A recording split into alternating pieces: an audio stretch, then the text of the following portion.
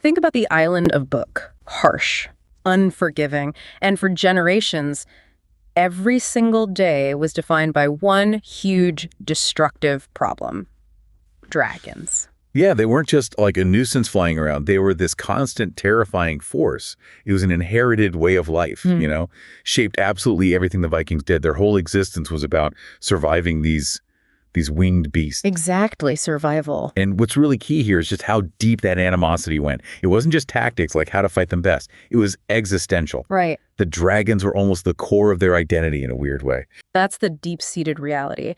And then into this world of fierce, just constant conflict comes Hiccup. The anti-Viking. Pretty much. He's the son of the chief Stoic the Vast, who's this mountain of a man, the ideal Viking.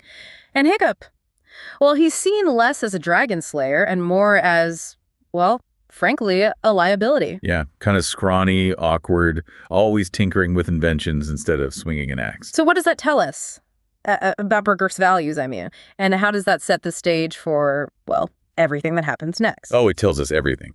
Burke valued brute strength, raw courage, dragon-killing skill.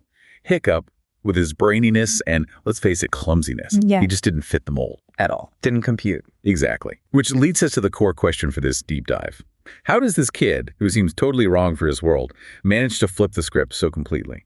How does he turn centuries of fear into connection? That's what you're digging into, Hiccup's improbable journey. Okay, let's get into it. It really kicks off with, well, one of Hiccup's typical moments, at least by Viking standards. He's got that inventor's brain.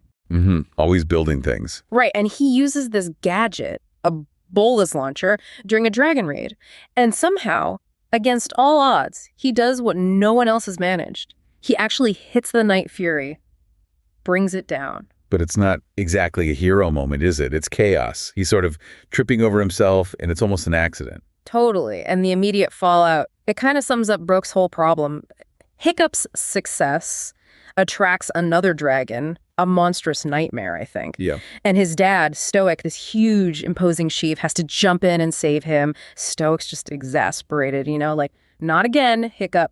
Right, because Hiccup's messing up their organized, even if it's an ineffective way of fighting. Meanwhile, you see Hiccup talking to Gobber, the blacksmith. Oh, yeah, Gobber, the mentor figure. And Hiccup's pouring his heart out, basically, this deep ache to just fit in, to be the Viking his dad wants. And Stoic, he's confiding in Gobber, too, worried sick that Hiccup just doesn't have what it takes. Not the Viking way, anyway. It's that classic father-son thing, but dialed up to 11 because of the constant danger. And then comes the moment, the real turning point. Hiccup is desperate. He needs to prove himself. So he goes into the forest, finds the Night Fury tangled in his bolus ropes. Ready to do the Viking thing, kill the dragon, earn his place. This is it, his chance. He raises the knife, but he looks into the dragon's eyes, and he sees something, not defiance, but acceptance. Like, it's waiting for the end. That connection. And in that instant, he makes this radical choice, unthinkable for a Viking. He cuts the ropes. He lets it go. And that decision. Wow. It's not just pivotal, it's a complete shattering of tradition. Generations of ingrained hate and fear just bypassed in a single act of empathy. You can almost feel the weight lift, but also the confusion. Imagine the internal battle. Everything he's ever known screaming, kill, but something else, something deeper, makes him choose compassion. That's where his real journey starts, not with a weapon, but with that choice. And the dragon, toothless, as he later calls him, roars, maybe in confusion or threat, but flies off awkwardly. And Hiccup sees it. Yeah, the damaged tail fin. It can't fly properly on its own. That injury immediately creates this interdependence, doesn't it? Sets up everything that follows. Right. So now the story really shifts. It's not just about fighting anymore. Hiccup gets pushed into dragon training back on Burke. Reluctantly. With the other teens. You've got Snotlout, the arrogant one. Rough Nut and Tough Nut, the chaotic twins. Fishlegs, the dragon nerd. And Astrid, fierce, skilled, the one everyone admires, and definitely the one Hiccup has a crush on. Naturally. And of course, they all mock Hiccup relentlessly at first. He's clumsy, he's weak by their standards. He tries to fire back with witty comments, but mostly he's just trying not to get incinerated. And Gobber's their trainer, right? He gives them the Book of Dragons, this ancient Viking textbook on how to kill every species. Yeah, full of fear-based wisdom. Aggression is the only answer. But that's the split. While the others are, comically failing against gronkles and natters in the ring following the book, Hiccup's got this secret knowledge brewing. Because he's actually interacting with a dragon. Empathetically. Exactly. His experience with Toothless gives him insights that dusty old book could never offer. It's a total paradigm shift from kill to understand. Revolutionary, really. And those insights are incredible. He keeps sneaking off to the woods, building this unbelievable bond with Toothless. Slowly earning trust. Yeah, first just by sharing fish. Simple connection. And then Toothless brings him back a half-eaten fish head as a gift. Which Hiccup has to pretend to eat, right? Yeah. Hilarious, but shows the effort. It does, but the real moment, the big breakthrough, is when Toothless finally lets Hiccup touch his snout. Just pure trust, crossing that species barrier. It's powerful stuff. And that trust fuels innovation. Hiccup sees Toothless can't fly right because of the damaged fin. So he builds him a prosthetic. It's amazing. Not just building a tool, but problem solving together. They have to learn to fly as a team, Hiccup guiding the fin, even when they crash and lose the instruction manual. The cheat sheet, yeah. They figure it out.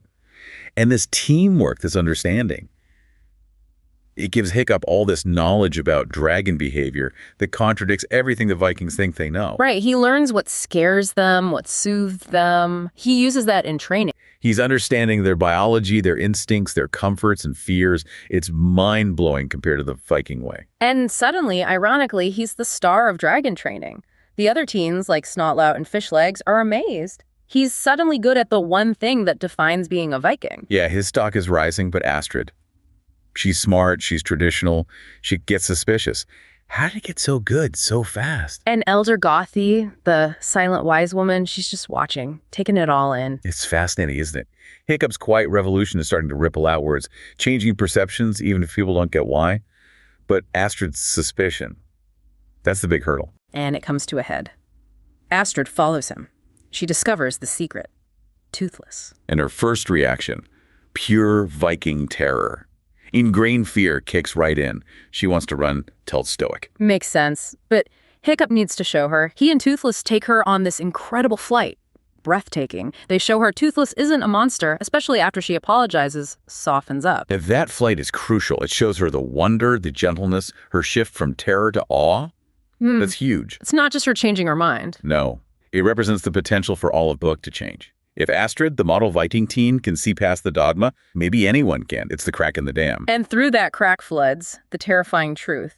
On that flight, Toothless leads them, maybe accidentally, to the dragon's nest. And they see it, the Red Death, this colossal parasitic queen dragon. Horrifying. It forces the other dragons to bring it food, devouring any that fail. Suddenly the raids make a terrible kind of sense. Totally reframes everything, doesn't it? The Vikings weren't fighting random evil. They were fighting terrified dragons forced into servitude by a much bigger threat. Yeah, fighting the symptoms, not the disease. Which raises that massive question. What's really more dangerous? The dragons they thought they knew? Or this awful truth they never even suspected? Astrid wants to tell everyone immediately. Protect the tribe. Understandable. But Hiccup knows what happens if the Vikings find the nest, especially now. He fears for Toothless. He knows the Vikings will just charge in, maybe make things worse. It's a terrible dilemma. Which brings us right to the climax, the final test in the arena.